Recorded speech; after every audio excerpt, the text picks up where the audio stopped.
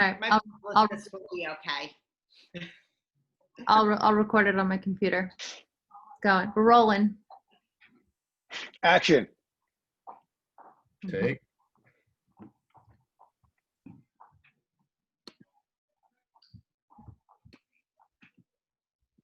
All right.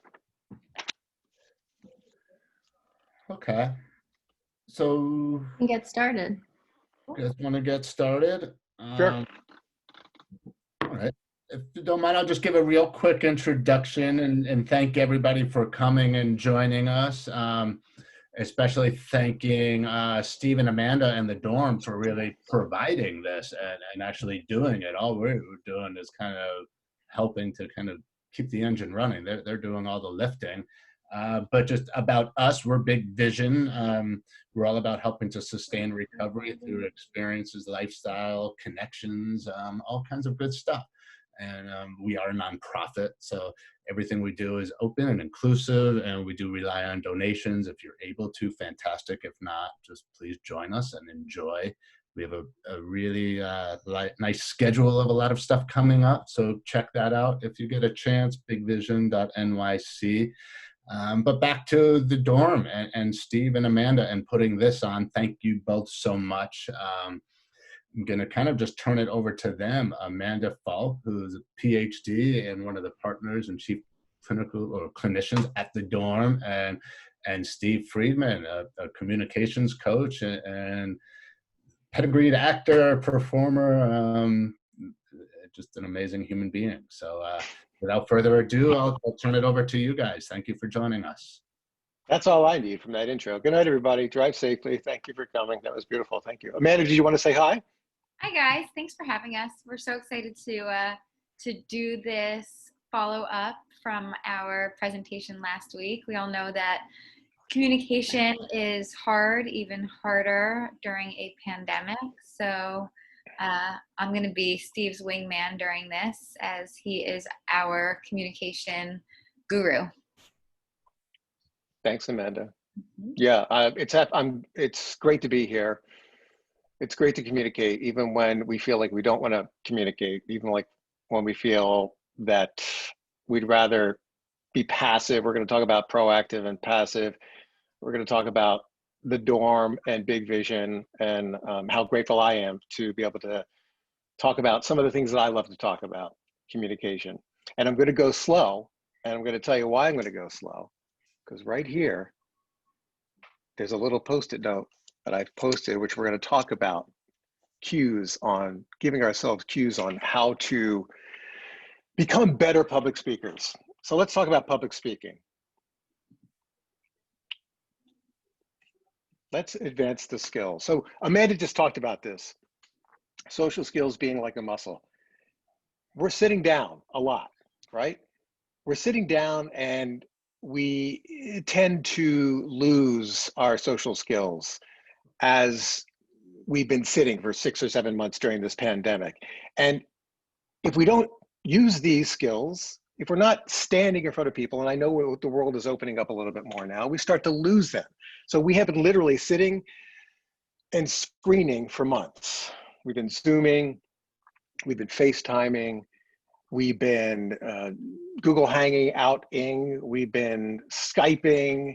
We're on our computers all day long. And if we're not talking about, if we're not working on improving our social skills, our communication skills, then we're going to lose them. It's like a muscle. And we're going to stand up in a second, in a little while after we stop, after I stop sharing the screen, and we'll actually see what that feels like to be standing up. So here's a big thing. Whenever we open our mouths in public, we are public speaking. I was on a run this morning with a friend of mine up here in Cape Cod that I've been semi-quarantined with for a while. And she was talking about teaching and the nerves that come up during teaching. And I was reminded of this study that I think maybe the early 80s. And when I first became an actor, my background is theater, and I'll talk a little bit more about that and acting. There was a study that they did where they put electrodes and monitored the brain waves and the heart rhythms and the circadian rhythms of actors waiting to go on stage to make their entrance.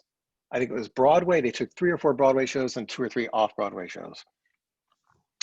And they measured all these biometrics and these psychosocial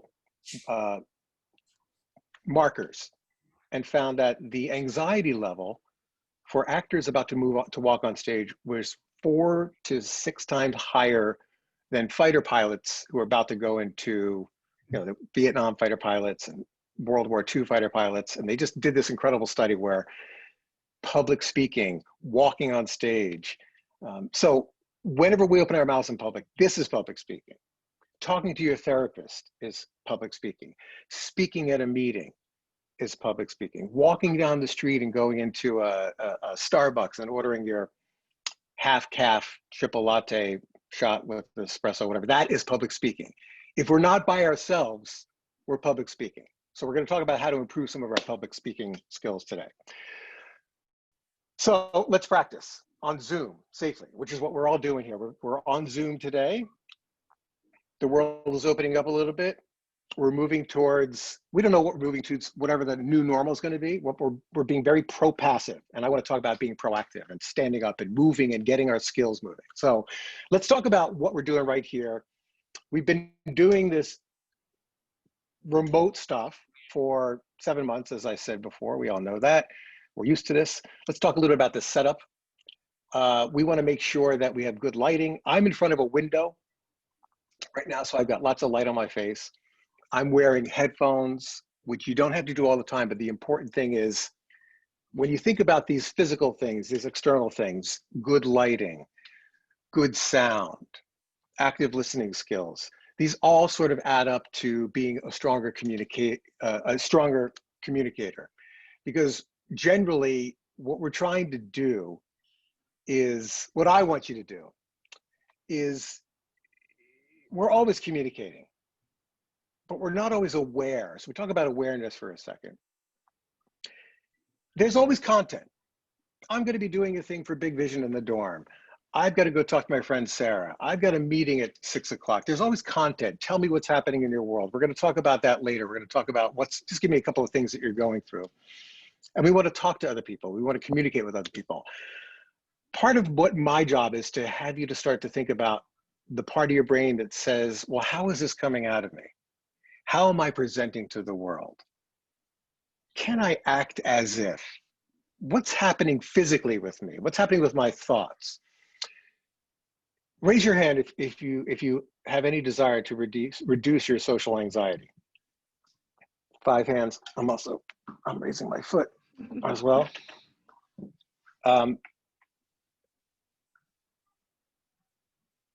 The decision to change our lives, the decision to get sober, the decision to get into recovery is a big decision. And there are a lot of parallels between early communication training and early sobriety.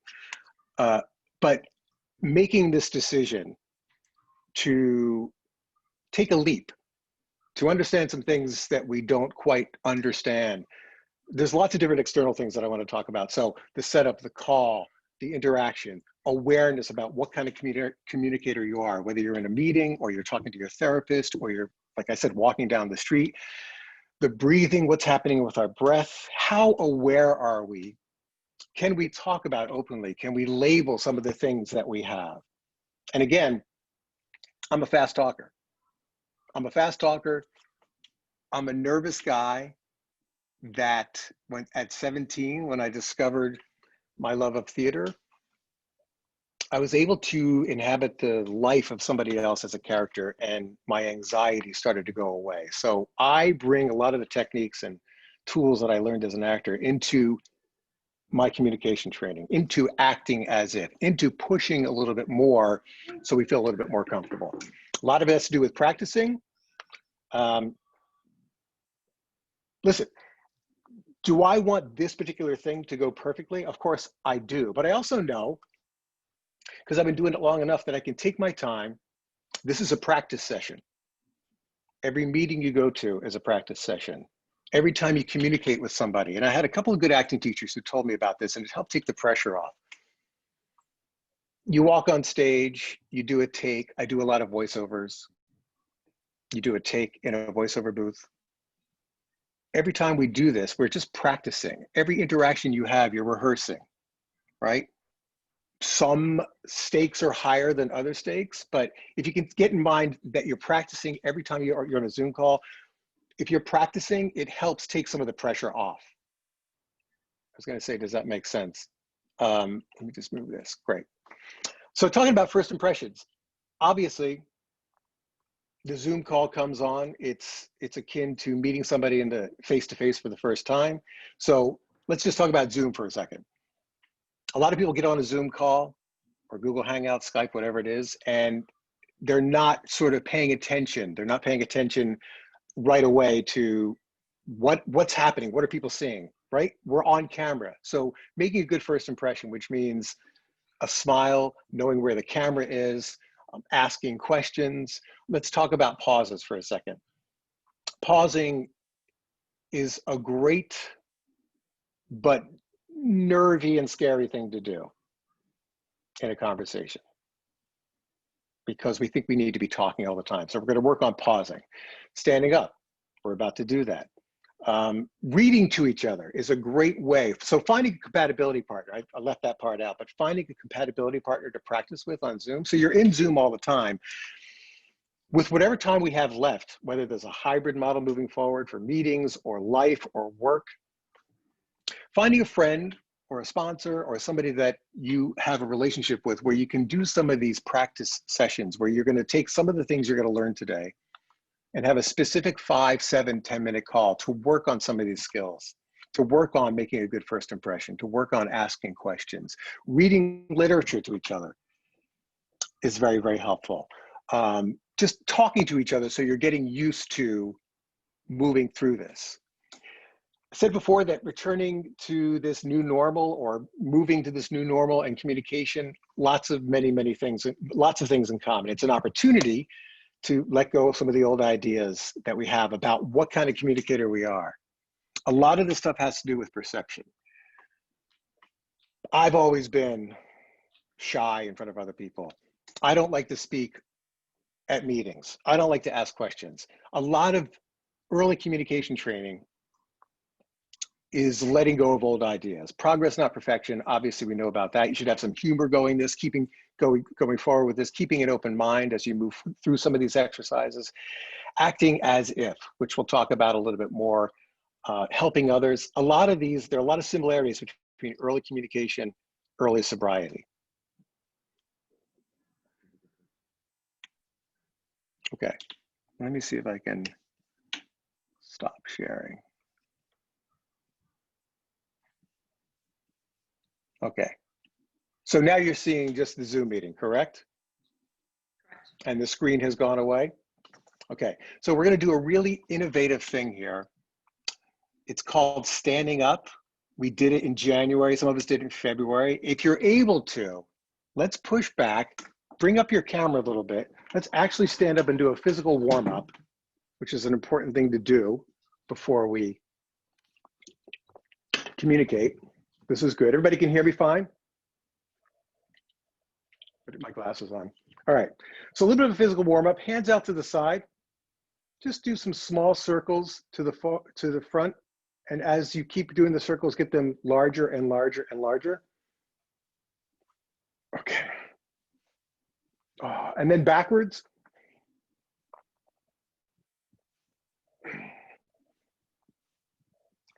Okay. Before we move into the next warm-up, you might say, well, why are we doing this? These early things that I learned as an actor and acting one-on-one, moving your body, getting your mouth involved, changing it up a little bit, standing up, these physical things sometimes prep us when we're going to be communicating in a stronger way. And these are some little simple things that you can do. Some of you may do these already, but doing a physical and a little bit of a verbal or vocal warm-up is super, super helpful. Okay, so moving your shoulders back, round shoulders, back, good. And forwards. Good. Okay, now just take your head and let it gently fall to the back. We're not going to do head rolls, but we're just going to move it left and right a little bit. Left and right. Okay. And now take your head, bring it back to center. Feel like there's a string pulling your head all the way north to infinity, and very gently take your chin and go over your right shoulder. And when you get to where there's a point of no return, very gently, just do 10 pulses past that point. 3, 4, 5, 6, 7, 8, 9, 10. Good. And then come back to the left and do it. 1, 2, 3, 4, 5, 6. Okay, good. Now we're going to do the old guy twist.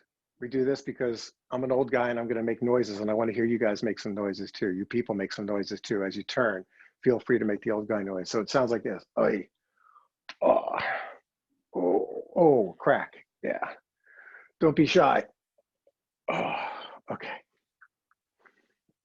And then we're going to end this physical warm-up with my favorite, which is Michael Phelps. You're going to bend over a little bit. Remember Michael Phelps, the swimmer? And you're jumping. Good. Love it. Perfect. Okay, come sit down.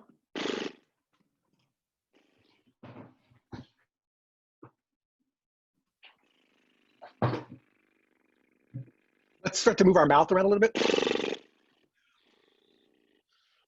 This is going to be silly, and that's okay. We're kind of doing it together. It's going to feel silly.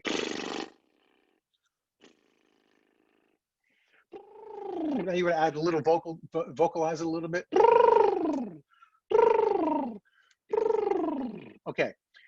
Now we're going to make super, super big face, which looks like this. And now into tiny, tiny, tiny, tiny small face. Closed mouth, tiny, tiny. And then closed mouth. Okay, good. Now, is everybody's microphone open? Unmute yourself if it's not. As a group, we're going to do a couple of tongue twisters, and we're going to say, first thing we're going to say is wab, web, wib, wob, wub, but we're going to say it fast. And you can say it on your own time. We're not going to try to be in sync, but it's the vowels. It's wab, web, wib, wob, wub. Wab, web, wib, wob, wub.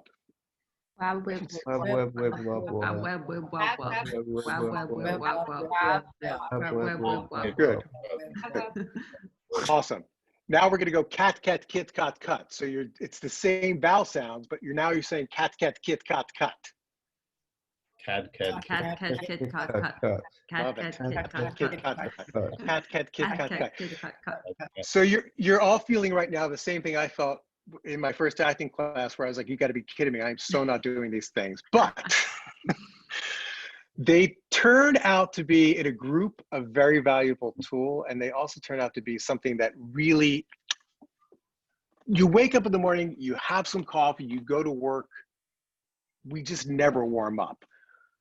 When you get your mouth moving, when you get your body, it's like how you feel after a run or after a CrossFit workout. Your body is more engaged. So we need to do the same thing with our mouth. Now, are you going to do this before every single Zoom call? No, but in the morning, getting your mouth involved, even if you sit there and go before you log on to somebody, and do it before you log on so they don't see the green light comes on. That would be really scary for people. But just getting your mouth moving, getting your tongue moving, this passivity during the pandemic of sitting, it's like we're almost like becoming one with our computers. We're just like jello, right? So moving. A lot of my clients, I'm telling them to get up between their Zoom calls. Some of my business clients, I'm telling them to get up and move around, do some of these exercises between calls. All right, who's gonna start? Max, I'm gonna give you, how are you? Good to see you, how's everything? You know what, I'm leaving, you know what, I left out a huge thing.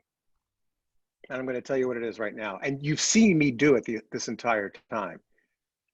I just want to talk about eye contact for a second. I just want to add this layer before we start this. I'm on a Zoom call. I've got 15 boxes, 10 boxes, 7 boxes. There's lots of different ways that I can look at people. But if I want to talk to Max, there's his face. My entire life, I've been looking at other people's eyes when I want to talk to a person. If I want to talk to Suze, I'm here. If I'm going to talk to Christine, I'm here. If I want you, person on the other side of the Zoom call, the Google Hangout call, the FaceTime call, if I want you to get the most of me, I'm going to look into the green light, which is on my MacBook at the top. The camera is right next to the green light. So if I want to have a conversation with Max, and he's down here, and I want to say, Max, I love those pillows. The thread count looks like it's got to be at least yada, yada, yada. If I'm doing this and talking about the thread count this way, it's just much more impactful. You see the difference, right? Can I get some nodding heads? Can I get the razor roof? No, you don't have to do the razor roof. But looking into the camera when you're speaking is super important. And I don't know, some of you may have been doing this during this time, but this is what you need to be doing when you're speaking. When you're listening, if I say, Max, how you doing today? Good. Right. Good. Max, you went to the green light. When Max is speaking, I'm coming down to his face and I'm actively listening, right? So when Max does the following tongue twister, he's going to be looking into the green light to do it. Are you ready, Max? Let's do it. Good. It's 11 benevolent elephants. Can you repeat that? 11 benevolent elephants. 11 benevolent elegance. Elephants. Elephants. That thing. 11 benevolent elephants. Right. Now see if you can do it 3 times fast. 11 Jesus. 11 benevolent elephants. You do the same thing I do. I say benevolent and it's benevolent, and I always get those, Oh my God. right? 11, Listen, 11, this is you know tough. what? The fact that you have a smile is an awesome thing. And you did get through it once. 3 times is tough. Christine, she sees cheese. She sees cheese. She sees cheese. She sees cheese. She sees cheese. Right. Now, theoretically, you're supposed to go back to the beginning and do it again, but I'm not going to make you do that. Okay. Suze, I'm going to give you a hard one. Cool. 6 Czech cricket critics. 6 Czechoslovakian cricket critics. You don't have to say Czechoslovakian. 6 Czech cricket critics. 6 Czech cricket critics. 6 Czech cricket critics. 6 Czech cricket crickets. Whatever that was. Good. Now we're going to talk. Good. So very good, everybody. The eye contact. Even what I just did right there. I wanted to think for a second. I had to go in here. I Right. out. We on Zoom and face-to-face communication, when we want to think, we tend to look away. It comes especially after questions. What'd you have for dinner? A chicken. And what are you doing this weekend? I'm gonna, right? As much as you can on this call, just as a practice, try to stay with the green light. Feel yourself moving away from the green light. Because while we're on Zoom, this same exact thing happens when we're face-to-face in the 3-dimensional world. We tend to want to look away if we're giving a speech, if we're in a meeting, if we're sharing. And the more eye contact you have, the stronger your communication is going to be. And I'm not talking about doing this the entire time. I'm not talking about that. It's not that, but it's really 80-20 when you're on a Zoom call. All right, Amanda. Scissors, sizzle. No, scissors, sizzle. Thistles, sizzle. Scissors, thistle, sizzles.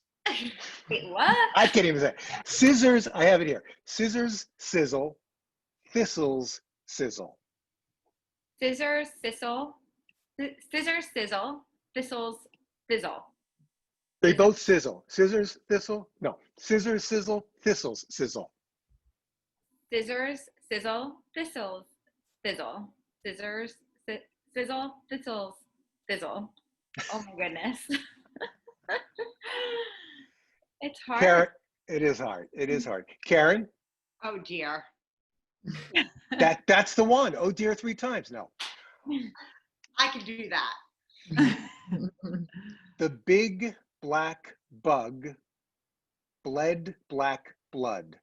The big black bug bled black blood.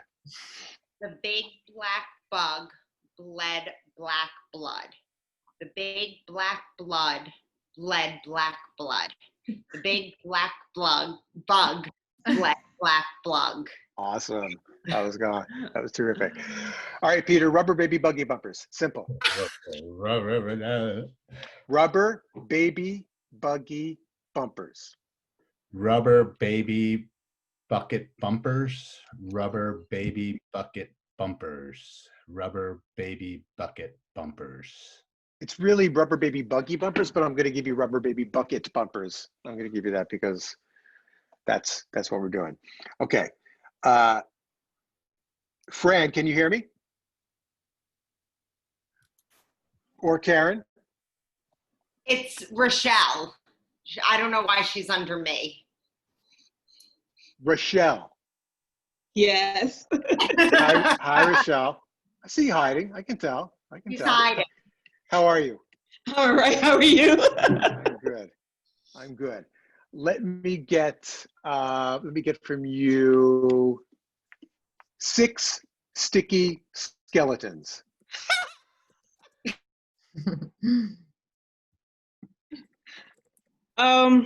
6 sticky skeletons. 6 sticky skeletons. 6 sticky skeletons. Wow, professional. That's awesome. Clay, you there, Clay?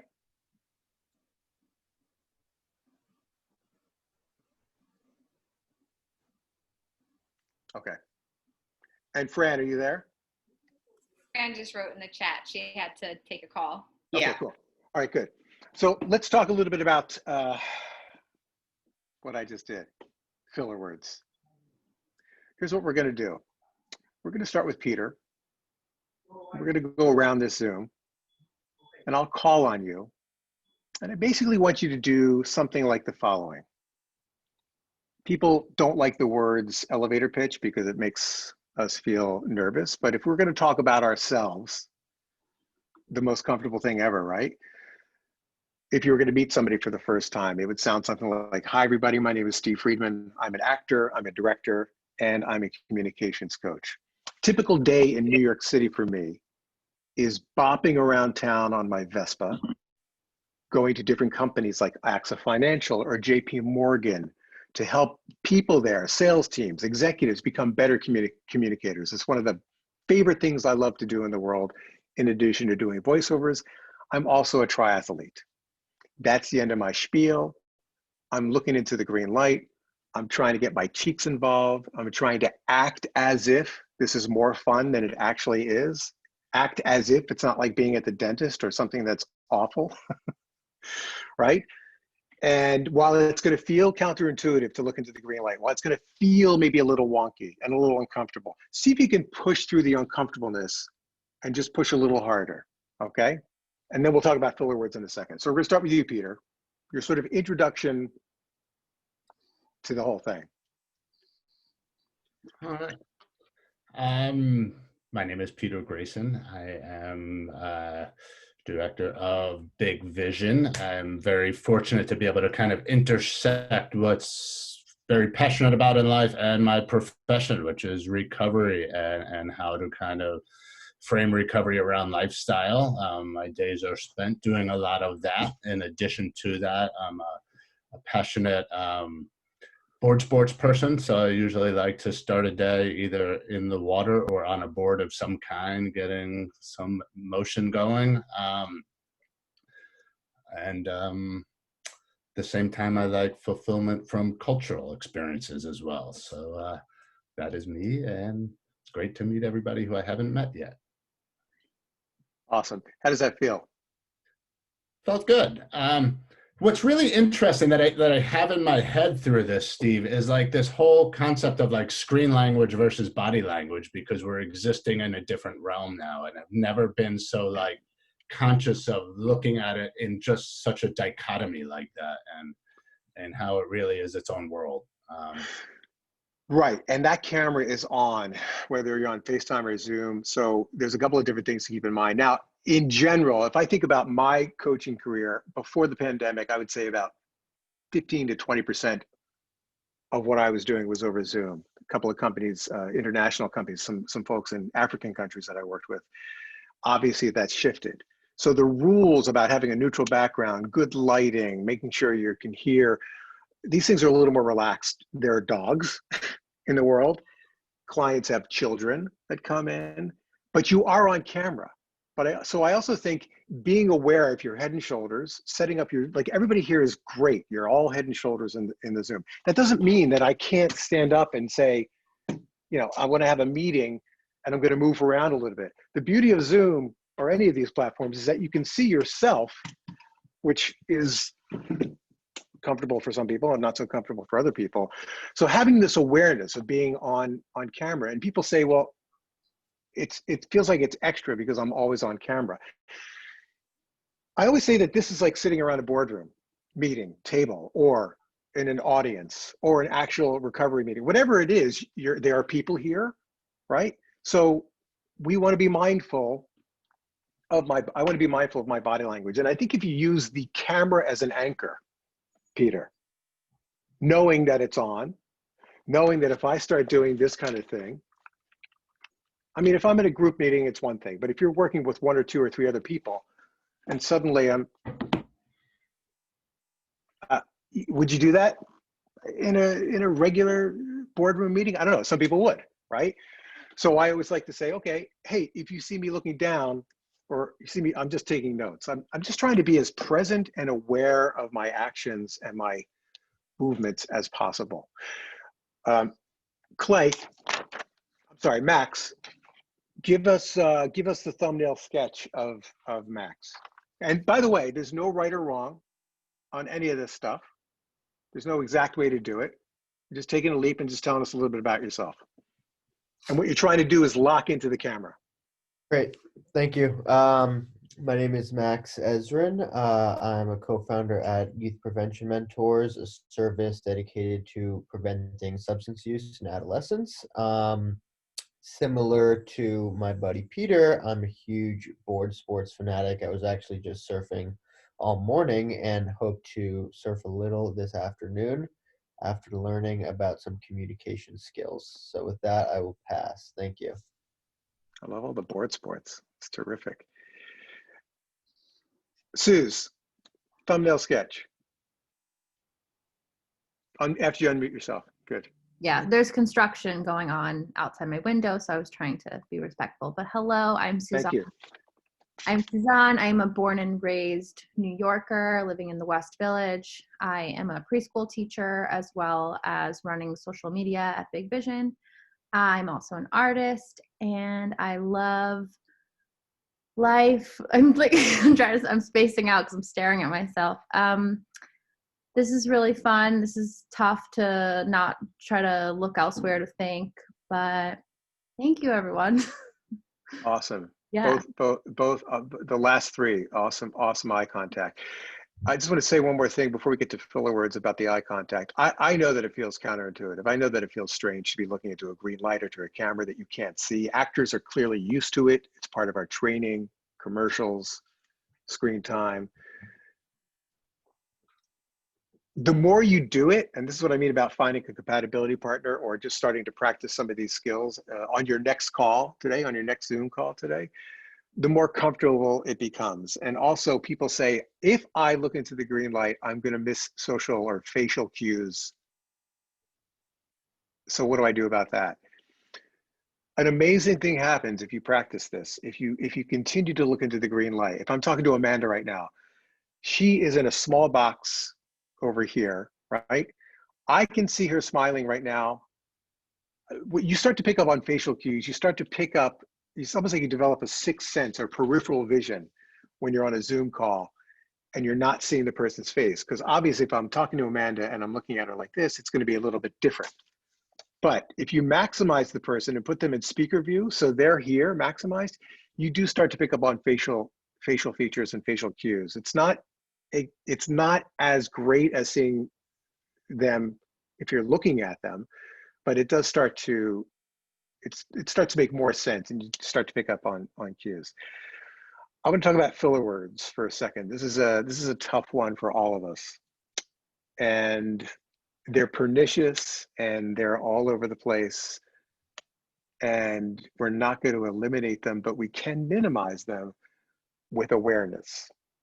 So on this call, everybody, for the rest of this call, if I call on you, or if you volunteer to say something, if you hear yourself say so, like, the big ones, just simply say, I just said I just said like, I just said so. The general thing about filler words is most of us have very little awareness about them. Now, is it a game changer when it comes to communication?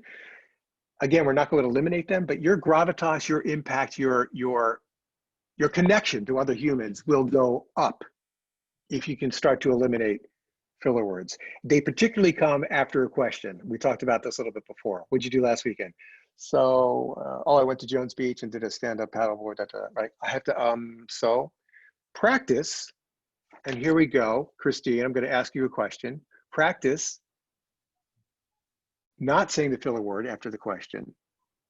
And also practice, if you hear yourself say so or just call yourself out for it. No self-judgment, no self-flagellation, just saying, I just said so. Christine, where are you? What part of town are you in? I am in the financial district right now. Okay. And are you a stand-up paddleboard board person? Are you a surfer? No, I am not. What's your workout routine? I like to do yoga. I'd like to do HIIT workouts, high intensity interval training, and I like to ride my bicycle. Oh, what kind of bike do you have? I have a Cannondale. It's new. I got it during the pandemic. Wow, you found a bike. I did, yes. It was not easy. Okay, and where'd you get the bike from? I got it at a bike shop in Brooklyn. You're working so hard to not say aren't you, right? So very hard. Is it coming off awkward? Not at all. That was great. That's great. Good. Okay, that was good. You get a gold star. You get a gold star. You. All right, Karen. Hi. What did you do this past weekend? I went on a hike up Breakneck Ridge with clients. Oh, I just said Yes. Awesome. Good catch. Went on a hike Saturday. Yesterday, I went for a 15-mile run around Manhattan and went for dinner with a friend. I need to hear a little bit more about the 15-mile run around Manhattan. Are you training for something? I was planning on running the marathon this year, but I'm not because of the pandemic. So I'm just trying to still keep up the running. Okay, good. Everybody's trying so hard to not say the filler words. Oh my gosh. Fran, tell me a little bit about origins. Hi, everyone. I'm so sorry I keep jumping off. I have a patient on her way here from out of town, and she's calling me. So so was one of the words I wasn't supposed to say, isn't it? Actually, Fran, so as a bridge is not so bad. So's are worse when it's after a question. Would you have dinner? So I had frozen peas. Therefore, if I jump off, I'm so sorry to do this because I really want to be on and be completely engaged. Origins Recovery we are based in West Palm Beach. Our flagship program is in West Palm Beach, Florida. The name is Hanley Center. And we have been, see, I did it because I'm thinking so much about it. We have been open for 34 years. We also have programs in Dallas, Texas and South Padre Island, Texas. And we are age and gender specific. We treat high acuity dual diagnosis and complex medical cases. Very good. Very good rate of speed. How does it feel for you to try to look into that green light, to make eye contact? That isn't as much a problem. I have an eye infection, so I'm trying to hide it. So, looking in the light, I just need to be more aware of looking at the light, because I tend to look at the person I'm speaking to, the person that is. It's natural. As you're speaking to me, I'm looking at my screen rather than look up an inch or two to the light on my laptop. Good. That's a really good pointer that I will remember. Yeah, it's really a back and forth. You get used to, depending on if you're in gallery view or side by side, you start to get used to really talking. And then as soon as I'm done talking, I'm going to go to the person's face. And it's particularly helpful in a big Zoom meeting or recovery meeting where there's lots of people on screen at the same time. You can find that person and ask them some questions and then come back to the green light, come back. It's a back and forth. Amanda. Yes. Talk to us a little bit about this whole Zoom world and how that, at the dorm, I know that you early on got on top of this and had virtual sessions. Just talk about the efficacy of what Zoom has meant for the dorm. Zoom, I think for the dorm, along with the world at large, has kind of been both a blessing and a curse. On the one hand, thank goodness that we have this technology, and that when faced with the pandemic, we were able to literally take our entire clinical programming schedule and transfer it onto a Zoom platform. The downside, working with people who struggle with addiction or mental illness and now being stuck behind a computer screen, has its own unique set of challenges. So I think it's just about trying to navigate both realities at the same time, that something can be both good and also present challenges at the same time. It's a dialectic in a sense.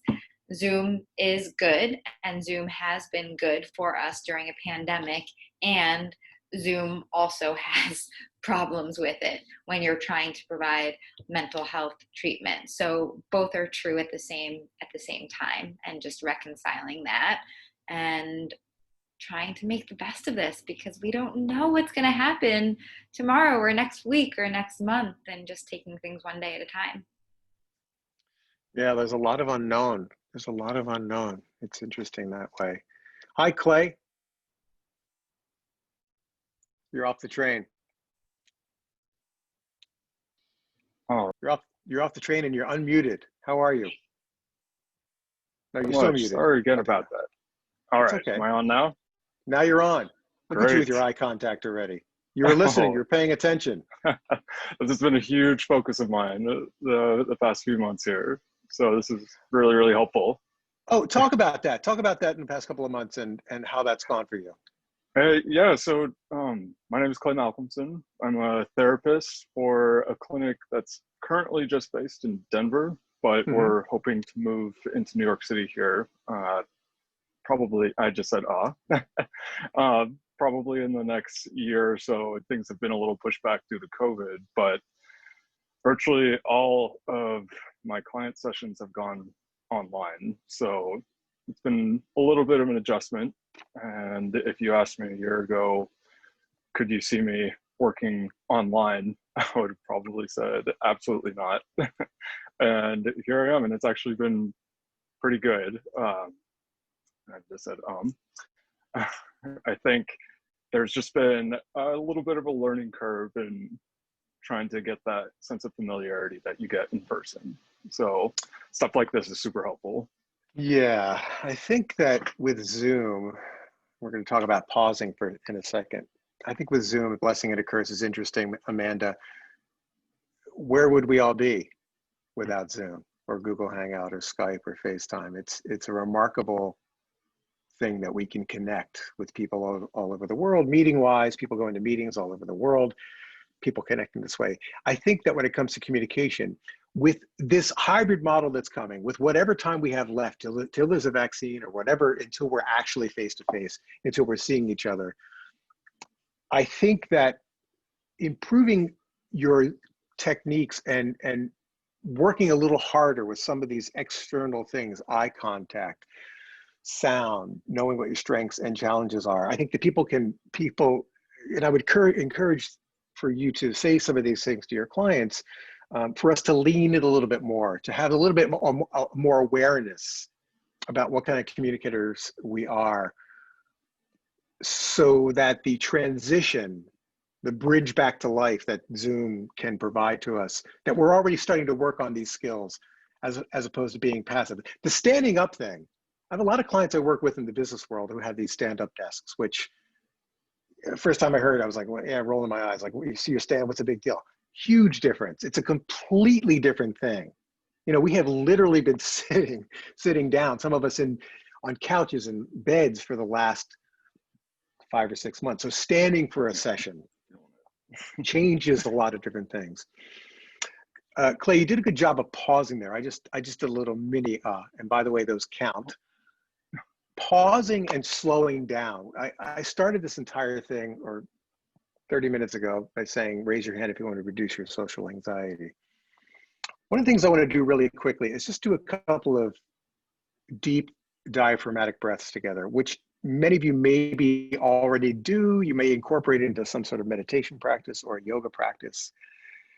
For me, this technique I'm about to teach you, I first learned it when I first became an actor, around the same time that I was rolling my eyes, because people were asking me to do some of the things that I asked you to do.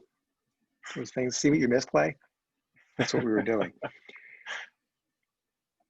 I said, I've been breathing my whole life. You don't have to teach me how to breathe. Okay, so they taught me diaphragmatic breathing. 20 years ago, I took my first introduction to meditation class at Barnard, and it was the same diaphragmatic breathing technique. And I'm going to teach it to you. If you know it, great. I'm going to reteach it to you if you don't know it. But it's become probably the most valuable thing that I have used, not only for myself before I walk into a voiceover booth, before I walk on stage, before I meet a new client on Zoom or not, face-to-face, to get myself centered and focused. Everybody take a deep breath right now. Right, so generally we breathe from here, and what gets constricted is this, the back of the throat, the neck. We are filling our lungs, but now I want you to sit with your legs, your feet, you're already seated, so sit with your legs 12 to 18 inches apart. Take your hand and put it on your lower belly, down here, okay? Take a deep breath and see if you can make yourself fat. So this is the one time that we can enjoy this. I can take my muffin top, 6-pack, whatever it's called, not a 6-pack, six pack of muffins, and expand them on the inhale. So I'm going to close my eyes in a second. We're going to do this as a group. Here's what we're going to do. And by the way, this is going back to how we come into the world. If you watch a baby sleeping on its back in a crib, when they take a deep breath in, the stomach, the lower diaphragm, the belly is going to the ceiling, not the chest. When we get separation anxiety 3-4 years old from our parents, our caretakers, that's when the chest breathing starts. So when I tell people, young people especially, take a deep breath, this is all here. So closing our eyes, here's what we're going to do. We're going to take 4 or 5 of these deep breaths together. The rhythm will be inhale, 2, 3, 4, exhale, 2, 3, 4. It's that slow. You don't want to hold your breath at the top. You don't want to go. It's more like a undulating wave. Keep your hand on your belly. We'll take 1 quick cleansing breath in and out, and then we'll start the breathing, okay? So eyes closed. Let's inhale. Let's let that go. And we will inhale, 2, 3, 4. Exhale, 2, 3, 4. Inhale, 2, 3, 4. Exhale, 2, 3, 4. Inhale, 2, 3, 4. Exhale, 2, 3, 4. Inhale, 2, 3, 4. Exhale, 2, 3, 4. Inhale, 2, 3, 4. Exhale, 2, 3, 4. Okay, come on back. Pete, how'd that feel? Felt good. I do a lot of breathing as well, box breathing, diaphragmatic, all the different. So I'm a big believer, utilizer of breathing exercises. Raise your hand if you don't do a lot of breathing exercises. Okay, so Max, how did that feel for you? It felt great. I didn't know about the breathing from your chest and your belly, and I thought that was super interesting. So I'm gonna keep trying that. Suze was raising her hand. She was waving to Pedro. By the way, I was looking at you and I wasn't looking at it, but I thought she was calling out one of your ums. But you weren't doing that. You were simply waving to Pedro. I was welcoming Pedro. Sorry. Yeah. So Good to see you again. I think that breathing is a thing that we forget to do as humans. I think that this is something that your clients can use. It's fairly simple. There's lots of different ways to do it. I think also if the chest follows the stomach, that's okay. The chest is going to get involved, but if you start with the lower diaphragm and start getting that involved, and many of my clients and myself, I actually have it down to where I can do 1 or 2 breaths just to get me recentered, refocused. A lot of people in the business world are zooming, and therapists too, are zooming. So a couple of things I'm recommending to them is definitely get the breathing involved.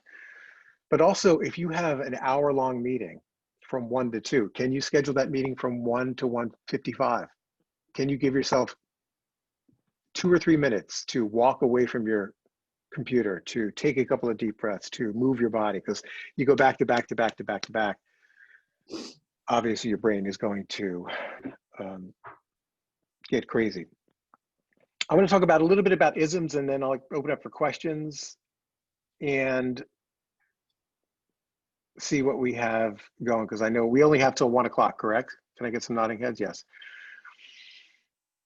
Isms. One of my isms is that I talk too fast. Isms are things that are inherent to us that nobody else has. Some of us have a lot of similar things. We all have the ism of filler words. I just said filler words. We all suffer from these things. But other things, uptalk, vocal fry, where at the end of our sentences we start to lose the things. So having awareness about your strengths as a communicator, having awareness about what things you can work on, and sort of celebrating and enjoying the strengths, but then the challenges, knowing what they are, finding out what they are, and then working on some of those things. And I'll just talk about 2 quickly. Uptalk, we mentioned a little bit. It's so great to be here with Bigvision in the dorm as we're doing this thing. And I have a question mark at the end of each one of my sentences. They keep going up because I want you to understand where I'm coming from, because I'm explaining this. And you're going to start to go crazy in a couple of minutes because I'm going up, up, up, right? Let's pay attention to that and see if you can make declarative sentences. I always think in declarations when I'm talking, especially if it's lists. I went on a bike ride. I went down to Lower Manhattan. I was on the West Side Highway. I saw the Statue of Liberty. As opposed to, I went for a bike ride to Lower Manhattan, and it was really great because I saw the Statue of Liberty, and she was shining with her torch and the green and the whole thing. Bring me your huddled masses. So paying attention to that. Also paying attention to vocal fry, which is at the end of our sentences. We tend to go down a little bit at the end of our sentences. So let me just pick somebody, and not to pick on you, Christine. Yep. What's the rest of this day look like for you? Well, I have, oh God. Oh, Okay, she did no, a filler word. I did a big filler word. Okay. So the rest of the day for me, I'm going to spend some time with my son after this Zoom call. He's screaming in the background as I'm talking to you. And then I have a doctor's appointment this afternoon. I have another work call that I have to check the time to confirm. I believe it's at 2 o'clock today. And then I am going to spend some time with my family. Hey, that's awesome eye contact. How aware were you during that little monologue of your sentences going up or not? Were you paying attention to that? It's a difficult thing to pay attention at to. all. At So all. let me, I was doing eye contact and thinking of what I was saying. I know it's tough. This is the beginning. The beginning sometimes of communication training is what is happening? I'm trying to talk and I'm saying, and I can't look at the eye. Where am I supposed to breathe? My stomach, and it's a lot of stuff. It's almost like learning how to play golf or something. Everything feels a little different, and then you hit the ball and it goes straight. And you're like, oh. So Christine, give it to me again. What's the rest of your day? And see if you can make declarations. I'm going to go see my son, who's in the background right now. Then I've got a couple of clients, and see if you just come down the pike. Just see if you can make that slight adjustment. Your eye contact is awesome. All right. So for the rest of the day, after this Zoom call, I'm going to spend time with my son. Then I have a work call at 2 p.m. Then I'm going to go to a doctor's appointment that I have this afternoon. Good. After that, I am looking forward to spending time with my family. Awesome. Great adjustment. It's really, you think in terms of this, parallel lines. I don't want to go too far down this way because I don't want to lose the ends of my sentences and get into vocal fry. And I don't want to have the uptalk kind of thing. So this comes with practice. All right, 3 minutes. We have questions. Anybody have any questions about anything? Life? Quick question. Yes. You are speaking and you are doing that up thing a little bit. Doesn't that kind of give you a little bit of a positive spin on it? Like if you're saying something and you're just straight statements, like couldn't that be construed as a little bit serious? And maybe you need to put a little bit of a positive, excited tone on. What I like to say about that, instead of going up and up and up like that, is get your eyebrows involved. I can make declarative statements. I'm gonna finish this, and then I'm gonna have some tuna fish, and after that I might have a little soup, and then I'm gonna go for another run. So I know that I'm exaggerating it, but instead of having the lilt go up with the question, if you get your face in a positive, optimistic way, that will take care of that thing that you're talking about where it's going to sound too serious. Does that make sense? By the way, self-interrupting, all these other things are coming. Self-interrupting, does that make sense? Was that clear? Can I get some nodding heads? Awesome thing to do in group meetings, obviously with clients, to just get people involved, get them engaged, to keep the room active, because it's very easy in a Zoom room when there's 30 people to just to drop out. Any other questions? I have a question. Yes, Christine. So my biggest. Did you hear that? So? No, because I'm thinking of my question. And here we go, the other one. My biggest issue with Zoom is that I am very distracted, and this is going to sound extremely vain, but that is not what's happening here. I am very distracted by my own square, and like looking at myself, what I look like, because when I'm in person, I don't know what you guys are seeing, but now that I'm able to see myself and how I look when I talk, and that's like a whole new thing for me, and I'm going up when I speak again. But yeah, my square is very distracting to me, and I thought about shutting my square off, but then I'm very conscious. Okay, yeah. But then I'm very like self-conscious of like, if I do something, because I'm not in person. So I want to be aware of like what you guys are seeing as I'm speaking.